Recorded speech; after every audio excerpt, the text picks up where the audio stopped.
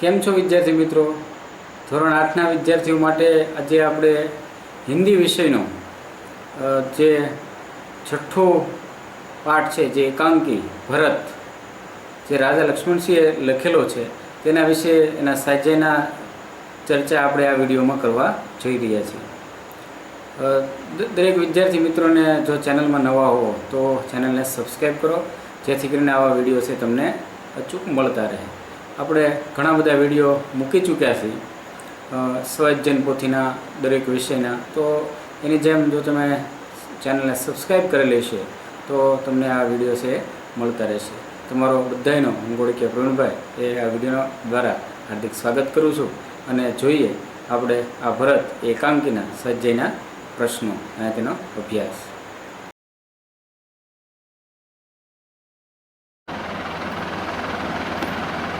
ધોરણ 8નું જે ભરત જે एकांकी છે તેનો પહેલો પ્રશ્ન છે, निम्नलिखित प्रश्नों के उत्तर दीजिए.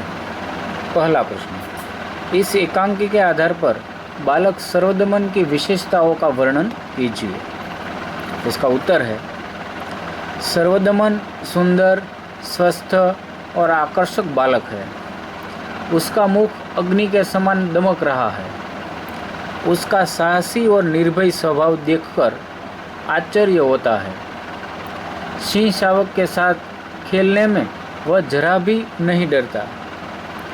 शावक की माँ सिंहनी का भी उसे भय नहीं है. वह इतना हठी है कि तपस्विनियों के समझाने का उस पर कोई असर नहीं होता. उसके हाथ में चक्रवर्ती सम्राट के लक्षण है. इसे खिलौने से स्वाभाविक लगाव है. दूसरा प्रश्न है,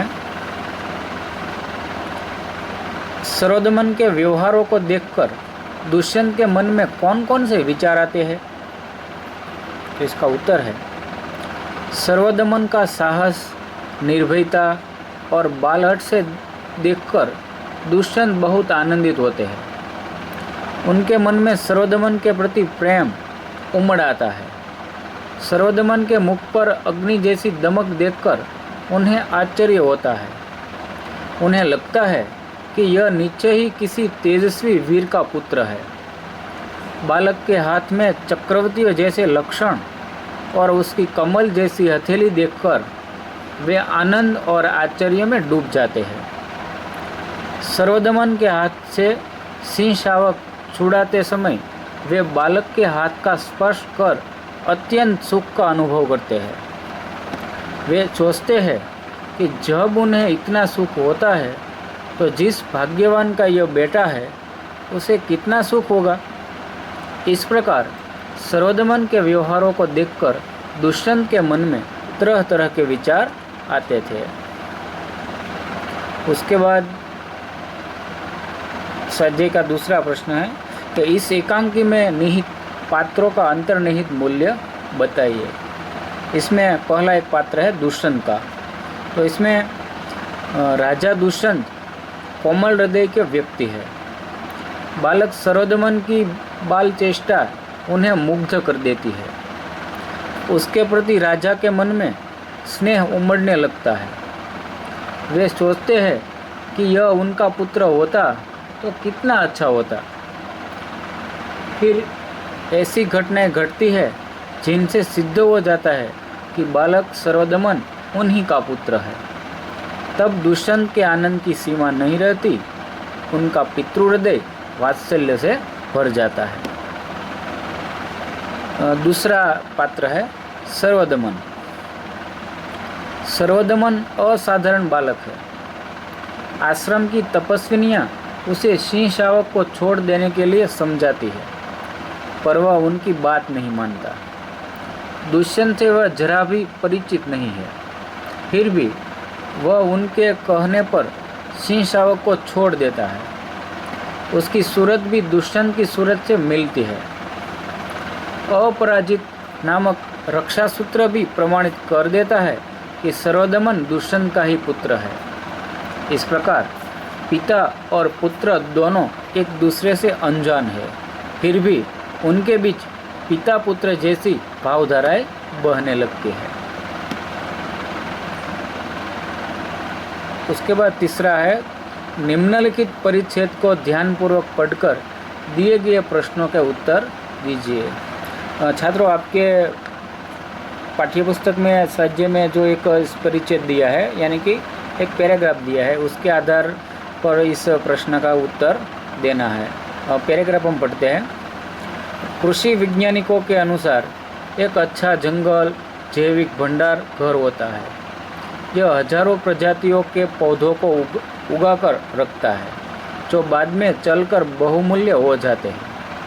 अगर हम जंगल को एक सीमा से भी ज़्यादा छांटते हैं या ख़त्म करते हैं तो वे चीज़ें भी नष्ट हो जाती हैं, जिनकी हमें कभी भी बहुत ज़रूरत हो सकती है। यह एक संभवित पौधा खाने की औषधीय वस्तु या कोई उपयोगी चीज़ बनाने में इस्तेमाल होने वाली कोई ज़रूरी वस्तु में से कुछ भी हो सकता है। इस तरह का पैराग्राफ परिच्छेद दिया गया है। इसके आधार पर प्रश्न हम देखते हैं। पहला प्रश्न है, एक अच्छा जंगल क्या कहलाता है? तो इसका उत्तर है, एक अच्छा जंगल जैविक भंडार घर कहलाता है। दूसरा प्रश्न है, जंगल को ज़्यादा छांटने या ख़त्म करने से क्या नुकसान होता है? तो इसका उत्तर है, जंगल को ज़्यादा छांटने या ख़त्म करने से अत्यंत उपयोगी और ज़रूरत के समय काम आने वाली बहुमूल्य वस्तुएं नष्ट हो जाती हैं। तीसरा प्रश्न है, इस परिच्छेद को उचित शीर्षक दीजिए। तो इसका उत्तर है, उसका शीर्षक जंगल की सुरक्षा हमारा कर्तव्य, ऐसा हम दे सकते हैं। उसके बाद है चौथा प्रश्न, व्याकरण के कुछ प्रश्न हैं। पर्यायवाची शब्द लिखिए। इसमें जंगल तो उसका पर्यायवाची वन, घर तो गृह यानी कि आवास, तीसरा बहुत तो उसका उत्तर है अधिक। उसके बाद इस परिच्छेद आधारित 2 प्रश्न बनाइए। तो इन परिच्छेद है उसके आधार पर 2 प्रश्न बनाना है। इसमें पहला, जंगलों की सुरक्षा क्यों आवश्यक है? और दूसरा, जंगल हमारे लिए महत्वपूर्ण क्यों है? ऐसा हम बना सकते हैं। उसके बाद चौथा है, सोच अपनी अपनी। तो इसमें आपका विचार लिखना है, लेकिन मैंने जवाब में आपकी ओर से जवाब लिख दिया है। इसमें पहला प्रश्न ऐसा है, आपको कौन सा टीवी प्रोग्राम अच्छा लगता है, क्यों? 10-15 वाक्यों में वर्णन कीजिए। तो छात्रों, इन समय में आपकी ओर से जो विचार हो वही लिखना है। यह विचार है, मेरा विचार है। इसमें मैंने लिखा है, आजकल टीवी के विविध चैनलों पर कई प्रोग्राम दिखाए जाते हैं। CID, क्राइम पेट्रोल, रसोई शो, सास बिना ससुराल, समाचार बड़े अच्छे लगते हैं।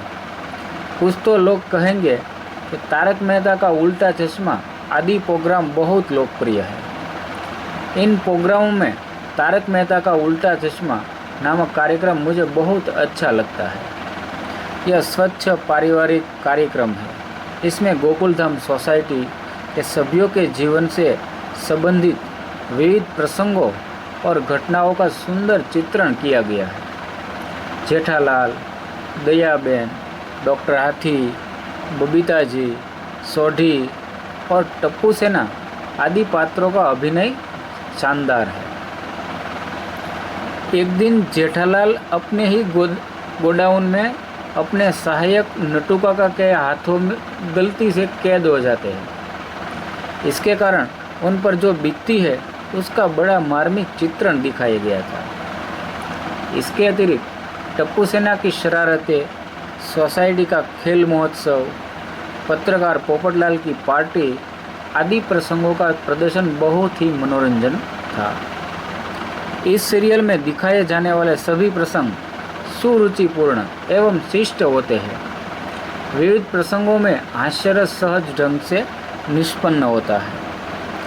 सब प्रसंग बहुत ही मनोरंजक एवं शिक्षाप्रद होते हैं। इसलिए तारक मेहता का उल्टा चश्मा प्रोग्राम मुझे बहुत अच्छा लगता है। उसके बाद दूसरा प्रश्न है, आप कक्षा में पढ़ाई कर रहे हो तब भूकंप आ जाए तो आप क्या करेंगे? छात्रों, क्या करेंगे आप? तो इसका उत्तर है, तो कक्षा में पढ़ाई करते समय यदि भूकंप आ जाए तो मैं खड़ा होकर जोर से चिल्लाऊं, भागो भागो, जल्दी बाहर निकल जाओ, भूकंप आया। और ऐसा चिल्लाते हुए साथियों के साथ मैं शाला भवन से बाहर आ जाऊंगा। उसके बाद का प्रश्न है कि निम्नलिखित प्रश्नों के उत्तर दो वाक्यों में दीजिए। इसमें पहला प्रश्न, ऋषियों ने बालक का नाम सर्वदमन क्यों रखा? इसका उत्तर है, बालक वन के पशुओं के बच्चों के साथ निडर होकर खेलता था। उसके इसी साहसी और निर्भीक स्वभाव के कारण ऋषियों ने उसका नाम सर्वदमन रखा था। दूसरा प्रश्न, दुष्यंत बालक के प्रति आक्रोश क्यों हो रहे थे? इसका उत्तर है, बालक स्वस्थ, सुंदर, निर्भीक तथा हठीला था।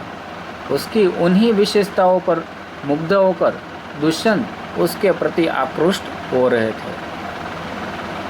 तीसरा प्रश्न है, दुष्यंत ने पूर्ववंशीय जीवन की कौन सी 2 रीतियां बताई? दुष्यंत ने पूर्ववंशीय जीवन की ये 2 रीतियां बताई। इसमें पहले, वे युवावस्था में महलों में रहकर पृथ्वी की रक्षा और पालन करते हैं। दूसरा, वृद्धावस्था में वे तपस्वियों के आश्रम में वृक्षों के नीचे कुटी बनाकर रहते हैं। उसके बाद चित्रों का अवलोकन करके अपने शब्दों में कहानी लिखिए। इसमें आपके पाठ्यपुस्तक में 2 चित्र बताए गए हैं, उसके आधार पर आपको कहानी लिखना है। मैंने चित्रों नहीं यहाँ दिखाए लेकिन कहानी बताई है। उसका शीर्षक हम बनाएंगे लकड़हारा और देवदूत। उसकी कहानी ऐसी लिखी जाती है। एक लकड़हारा था, वह रोज़ जंगल में जाता, लकड़ियाँ काटता और उन्हें बाजार में बेच देता था। इन पैसों से ही उसके परिवार का गुजारा होता था। एक दिन लकड़हारा एक पेड़ पर चढ़कर उसकी एक डाल काट रहा था। पेड़ नदी के किनारे था। अचानक उसकी कुल्हाड़ी उसके हाथ से छूट गई और नीचे नदी में जा गिरी। लकड़हारा पेड़ से उतरा पर उसे तैरना नहीं आता था, अतः उदास होकर वहीं बैठ गया। संयोग से एक देवदूत वहाँ से गुजरा। उसकी दृष्टि लकड़हारे पर पड़ी। उसने लकड़हारे से उसकी उदासी का कारण पूछा। लकड़हारे ने उसे नदी में अपनी कुल्हाड़ी गिरने की बात बताई। तब देवदूत ने कहा, तुम घबराओ मत, मैं नदी से तुम्हारी कुल्हाड़ी निकाल दूंगा। देवदूत ने पहले एक सोने की कुल्हाड़ी निकाली और पूछा, क्या यह तुम्हारी कुल्हाड़ी है? लकड़हारे ने कहा, नहीं, यह मेरी कुल्हाड़ी नहीं है। तब देवदूत ने चांदी की कुल्हाड़ी निकाली। तब भी लकड़हारे ने कहा, यह भी मेरी कुल्हाड़ी नहीं। अंत में देवदूत ने लोहे की कुल्हाड़ी निकाली। उसे देखकर लकड़हारा खुशी से चिल्ला उठा, हाँ, यह मेरी कुल्हाड़ी है। देवदूत लकड़हारे की ईमानदारी पर बहुत खुश हुआ। उसने सोने और चांदी की कुल्हाड़ियाँ भी लकड़हारे को इनाम के रूप में दे दी। दरेक विद्यार्थी मित्रों, તમે આખો વિડીયો જોયો એ બદલ તમારો ખૂબ ખૂબ આભાર। જો તમે આ ચેનલમાં નવા આવો તો ચેનલને સબસ્ક્રાઈબ કરો અને આવા વિડીયો આ ચેનલમાં મુકાયા કરશો, જેથી કરીને તમને ખૂબ જ ઉપયોગી થશે।